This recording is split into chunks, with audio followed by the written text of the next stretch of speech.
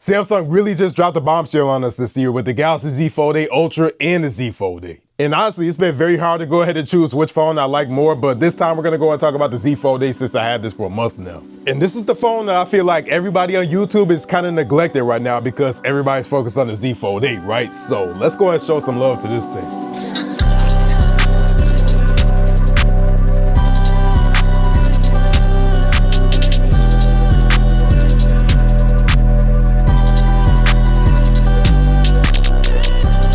So I feel like the Galaxy Z Fold8 kind of got forgotten about because we're kind of used to this type of form factor right here, right? We already seen this before. The Z Fold8 form factor is something completely new that we never seen before. And let me emphasize this before I continue, but it's something completely new that we never seen before from Samsung. Other companies already done this before. So Samsung might make it seem like they're the first ones to do it, but they're not. But we also have this form factor over here, which is still the flagship. So the Z Fold8 Ultra is the best of the best that you're gonna get. You're gonna get all three cameras on here. You're gonna get the higher specs and everything for the main camera. You're gonna get a bigger screen overall than the Z Fold8, which by the way, we gotta talk about that screen right there, right? Look at the anti-reflective screen on there, just on the inside alone. Now, let me be clear too, this is the built-in screen protector that Samsung puts on here. I'm not advising it, but you can remove it if you want to. Some people do remove their screen protectors, and the screen protector itself is what's the anti-glare. So if you need to buy one, you could just get one for your Z Fold 7. Now in the front, we don't have any type of anti-glare coating for the screen. You got to go ahead and get a screen protector, which Samsung actually does sell a plastic one, but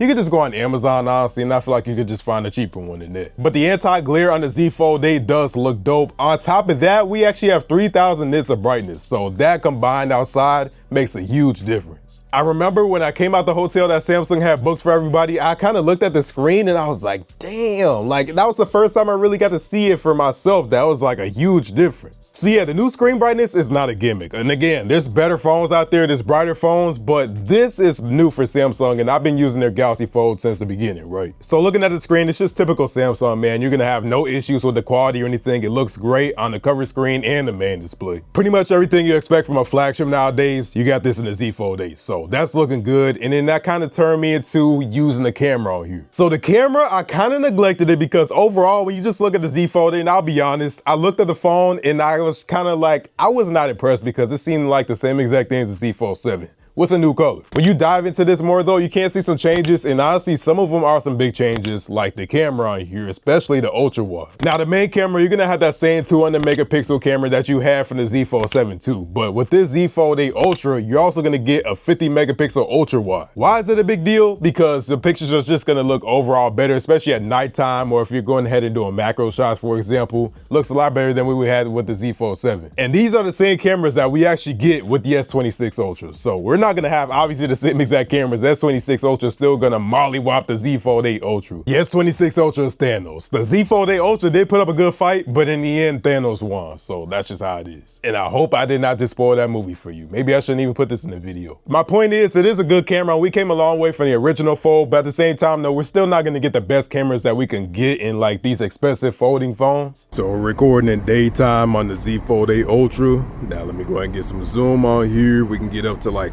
15 next. You can see all the traffic down here. I'm up on the top of this parking garage. I think I'm on like what, the 10th floor or something like that. You can see the whole skyline of Milwaukee. Got my car right there. Get this in 0.6x. So yeah, man. I don't know, man. I always thought that Samsung made good cameras. Like some people think that Samsung don't really make the best cameras and it's always been the iPhone. But for me, I don't know. Like when I was recording YouTube videos back in the day, I was using the Galaxy. I was using the S10 5G. Just getting a little downtown Milwaukee video. We in 4K 30. It actually goes up to 8K 30, but I just choose not to record in that because 4K 30 gonna look better than that. Just cause it's a phone. But yeah, man, it's at nighttime though. So let me know how y'all feel about this.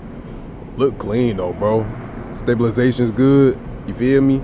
I would still make YouTube videos on this if I had no camera. But before we get, they're pretty good. Now let's go ahead and talk about some other things like just using the phone overall, right? So this phone actually has flex mode, unlike the Z Fold8. And the flex mode is actually a really nice feature to have. I don't use it all the time, I'll be honest, but it's still nice to have. Would I still use flex mode over temp mode on the Z Fold8? Oh yeah, for sure. I would definitely use flex mode over that. But overall with the Z Fold8, the thing I like about this is like the overall screen size on the main display is just huge in my opinion. Like every time I use it, I still can't believe I have this big of a phone in my pocket. And then you fold this up, and albeit it's more narrow than a regular phone, but you have a regular phone form factor when you go ahead and use this. So you can use this for IG stories or Snapchat or something, and it just looks basically fine. And you know what? This is another thing I like about the Z Fold 8 Ultra over the Z Fold 8 is like the fact that this phone is so tall and it's kind of like a regular phone. We can actually use things like MagSafe accessories like my wallet here, right? So this is actually by UAG. Shout out to UAG because they gave me this a while ago and I'm just now getting to it, but my bad about that. But still, like the fact that I can do stuff like this, I cannot do that with the Z Fold 8 because it's just too narrow. All I really got on here right now is my UAG ring, which I can go ahead and use as a stand or like even a bottle opener, which is cool. But I like the fact that if I need to use a battery pack or something, then I know I'll be fine because Z Fold 8 has this normal phone form factor right here as opposed to the Z Fold 8 like whole passport style. Now they could probably solve it if they went ahead and put the cameras the other way on the Z Fold 8, but just kind of looking at it, I don't even know if that would really solve the issue. We still don't have an S Pen on the screen this big. Now I would understand on the Z Fold 8, but the Z Fold 8 Ultra, I still can't get with that, and I really don't understand for a phone like this. We had it in the Z Fold 6, they dropped it in the Z Fold 7, and then we were rumored to get it back in the Z Fold 8, and then when I seen that we didn't get it, I'm not gonna lie, man, I was mad disappointed. Because I did use it in my Z Fold 6, even though that it wasn't built in or anything, and then we had to use a case to go ahead and keep our S Pen, I still used it. And I specifically bought the S Pen case just so I could use the S Pen with my Z Fold 6. Now I did do some gaming on my Z Fold 8 Ultra, and to be honest, I'm not really like a mobile gamer type of dude, but this phone did give me, well actually, let me give the credit to the Z Fold 8 because it got me back in the Clash of Clans, okay? It's not a demanding game at all, but I did play on my Z Fold 8 Ultra, and then I went ahead and just like got into it, and honestly, it's a really good experience. So you're gonna get that Snapdragon 8 Elite Gen 5 for Galaxy, you're gonna get 16 gigs of RAM, even though memory prices are like way up right now because of the whole data centers and everything going on, even out here in Wisconsin. But gaming is no issue. I didn't get to play Fortnite on here like I did with my Z Fold 8, but like at least with Clash of Clans or something like that, it's buttery smooth and there's no issues with that, so cool. And just overall, when I go ahead and just pick up this phone and I look at it, I'm like, man, this is really a beautiful and solid phone, man. Like, I'll be honest though, I think I like the blue better on my Z Fold 7, but this like super dark purple color that I think literally every single reviewer that's out there got, like with the Z Fold 8 Ultra, I think we all got the same color. Same thing with the Z Fold 8. Because Samsung did get this to me, so shout out to Samsung because they actually invited me out to New York City and I went ahead and got the Z Fold 8 Ultra out there. But this dark purple color is honestly pretty decent. There is other colors out there and I'd probably rather choose another color, but this is not bad. The design overall though, it is the same as the Z Fold 7 and I love the Z Fold 7 design, so I love the Z Fold 8 Ultra's design. Does it kind of suck that we had the same exact design that we did last time? Yes, it does. Actually, what's funny is that you can use the same exact cases from the Z Fold 7. I actually have a case that Samsung gave me for my Z Fold 8 and I put it on my Z Fold 7 because I use D brand on here, which is actually another point. So this might just be a D brand thing, but when I go ahead and put my case on here, I noticed that it seems to be better with the Z Fold 8 Ultra than the Z Fold 8. And again, this could just be a D brand thing. I gotta go ahead and try with my UAG case, but at least with the Z Fold 8 Ultra, it doesn't slip around or anything, but on the Z Fold 8, it do. So when I'm using my D brand grip case, right, on the Z Fold 8, it just slips around on the back part of the phone. On here, it's a little bit like that,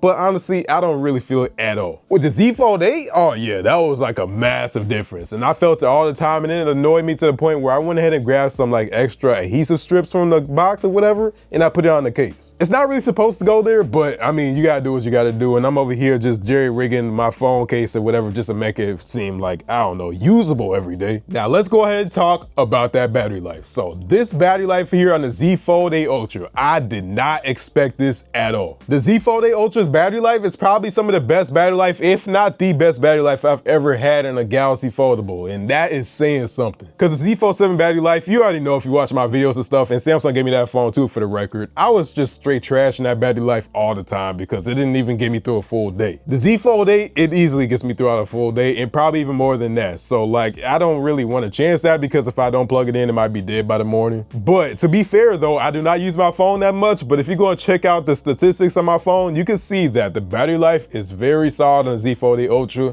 so I could vouch for that. And on top of that, we got the silicone carbon battery. So I think they were able to make the same size battery, if not smaller. I'm not really sure what the battery looks like on the inside though, but just work with me. They upped the capacity of the battery, but the phone size seems to be a tiny bit smaller than the Z Fold8. So I think with the silicone carbon, I think you can get a smaller footprint, but you can get more capacity out of it. That's what I'm hearing anyway. I don't know. Let me know in the comments below if I'm wrong, but like that's what I'm hearing right now. So I could definitely notice the battery life is way better on the Z Fold8 Ultra. And on top of that, we have faster charging speeds. So we have 45-watt fast charging on the Z Fold8 Ultra. I did not expect that to come here. And just to compare that with the Z Fold7, we're coming from 25 watts of fast charging. And on here, we have 20 watts of wireless fast charging. So the charging speeds on the Z Fold8 Ultra wireless is almost the same speeds as the Z Fold7 plugged in.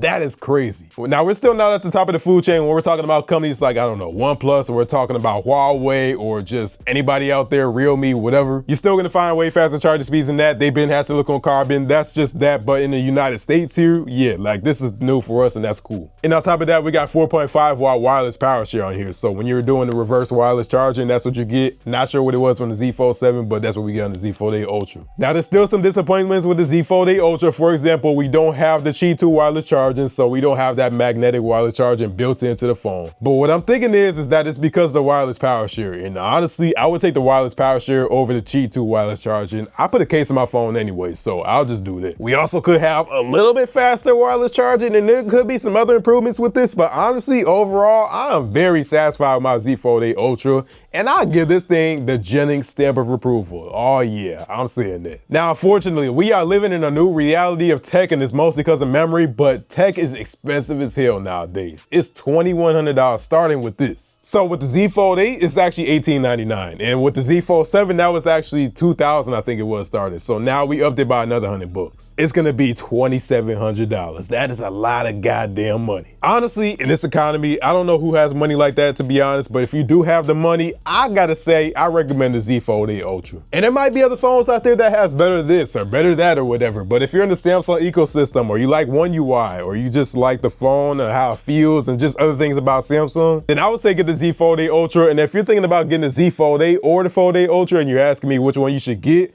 go to Best Buy or just any store that has display units, right? I would just say try those. I think I'll do a video eventually on which one you should get and just kind of talk about like which one might be better for you, because they're kind of meant for different use cases. But for the Z Fold8, it's more meant for me, I think, the Ultra. Hit that like button, hit the subscribe button if you want to go ahead and support the channel. I really appreciate it. And if you want to go ahead and monetarily support the channel, go ahead and check out the merch. This is actually my car channel from Push Start, because, you know, Nissan Altima things. And then I even got the hat over here, which is the Hemi thing is possible. I love this thing, man. I got that thing in the shirt too, and like the merch, honestly, I'm very proud of it. I've been working on it for a minute. So if you want to go check that out, links down below. And also if you want to go and buy a Z Fold8 or Z Fold8 Ultra, links down below. But if there's only one thing in life, it's to keep it eccentric. That's why my name's Tech, and I'll get up with y'all later, man. Peace out.